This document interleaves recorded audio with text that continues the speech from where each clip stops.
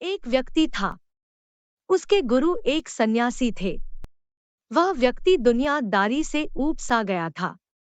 वह अपने गुरु की तरह ही दुनियादारी छोड़कर सन्यासी बना चाहता था।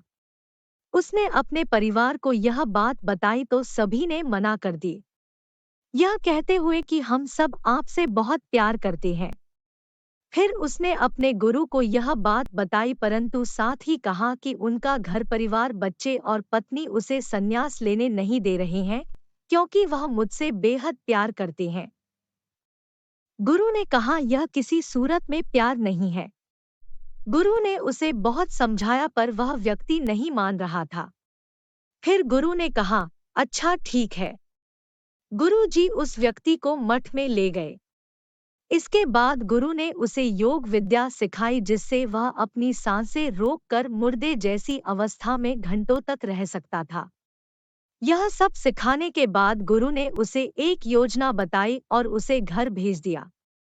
दूसरे दिन वह व्यक्ति अपने घर पर मुर्दा पाया गया। परिवार के सारे लोग इकट्ठे हो गए।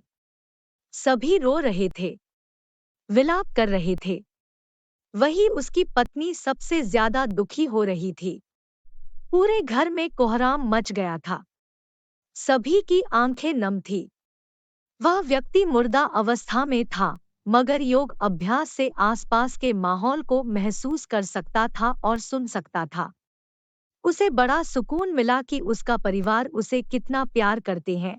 अंततः उसने संन्यास का इरादा त्यागने का फैसला कर लिया। कुछ ही देर बाद उस व्यक्ति के गुरु वहां पहुंचे। गुरु ने सभी को शांत किया और अपने शिष्य के पड़े शव को देखा। कुछ देर शव को देखने के बाद उसके परिवार वालों को कहा, इस शव में जान फूंका जा सकता है। इस व्यक्ति को मैं अपनी विद्या से जिंदा कर सकता हूँ। यह बात सुनकर घर के सभी लोग बहुत खुश हो गए। सभी को एक उम्मीद की किरण नजर आ रही थी। फिर सभी ने उस सन्यासी से कहा, तो आप यह काम जल्द से जल्द करिए। इस पर उस सन्यासी ने कहा, एक समस्या है। इस कार्य लिए परिवार के किसी अन्य सदस्य को अपनी प्राण त्यागना होगा। यह सुनकर सभी लोगों की सांसें रुकी की रुकी रह गई। सभी ने एक दूसरे को देखा। सन्यासी ने परिवार के सभी सदस्यों से एक कर पूछा, पर किसी ने भी हाँ नहीं कहा। सभी ने अपनी जान की जरूरत बताई और अपनी जिंदारी भी। सन्यासी ने फिर उस व्यक्ति के पत्नी से कहा, अगर यह नहीं रहे तो तुम कैसे जियोगी? उसकी पत्नी ने तुरंत जवाब दिया, मैं इनके बगैर भी जी लूंगी।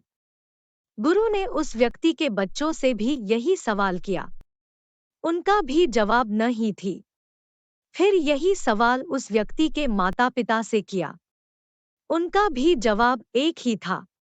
इसके बाद गुरु उस व्यक्ति के शव के पास आए और बोले, हे व्यक्ति, तुम उठ खड़े हो जाओ।